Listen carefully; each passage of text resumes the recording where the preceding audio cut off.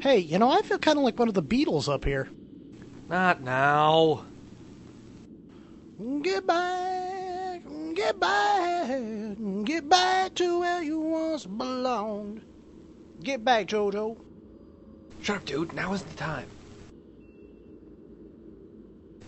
Hey, folks. I'm John Ehlers from the web series Chronicle of the Annoying Quest. And I'm Volio Smart Guy from the same show. Today, we're here to bring you a very special segment from all of us here at Bacchus Savant Productions.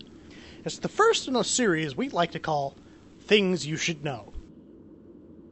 In these segments, we tackle important social issues currently facing the world and explain what you need to know about them. Well, issues that are important to us.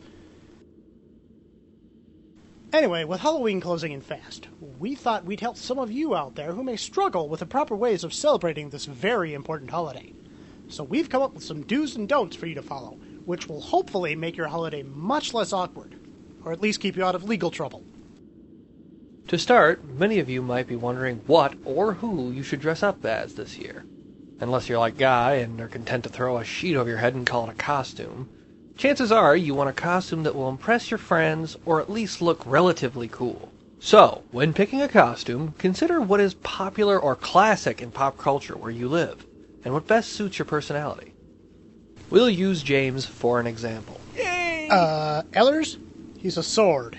He can go as one thing, and that would be a sword. Oh, good point. We'll use Kit instead. Aw, man. Ha! They picked me over you. Merely saving the best for later, I assure you. Kit is fortunate, considering she's attractive and has a nice figure. This way, she can go as whatever she wants. But for now, let's go with the slave girl Princess Leia costume. Not happening. Japanese schoolgirl? No, Hentai cat girl? not even in your soggiest wet dreams. Sailor Moon? Ehlers, don't make me come over there. Fine, how about a pirate? Okay, I can handle that. Yar har har, how will this be? A scruffy person riddled with diseases, covered in hair and scars. It suits you perfectly. You know, pirates used to rape and kill women like ye. I'll just skip to the killing part, though. Oh, come on, you can't skip that. It wouldn't be authentic looking then. Guy, improvise a porno soundtrack, quick. I really hate them. While I agree with Ehlers on choosing a popular or classic theme that suits your personality, things can easily go wrong with this. For example, unless you happen to be attractive and, more specifically, female, a skimpy costume is just a bad idea. No one wants to see a fat, bearded guy dressed in a Sailor Moon outfit. While guaranteed to inspire terror, if you go around walking the neighborhood in that, chances are you're going to end up in the back of a squad car by the end of the night. And unless you're going to a very specific kind of party, you should avoid walking around dressed as your favorite character from the Rocky Horror Picture Show. Well, you guys are just ruining all my fun this Halloween. Another thing to avoid if you're taking the classic approach is dressing up as a famous character from a horror movie. I mean, come on. We've all seen the characters in the old horror movies from the 80s. Just because you put on a hockey mask or a stupid mask and claw doesn't make people scared or even impress them. They were popular 20 years ago. Move on. And for that matter, avoid those stupid store-bought costumes, like vampires or Frankenstein. It's pronounced Frankenstein. Shut up. They're pathetic, and you're guaranteed to look like an uncreative ass wearing them. But getting back to the subject of appropriate costumes, we have some examples of what works and what doesn't. You guys ready?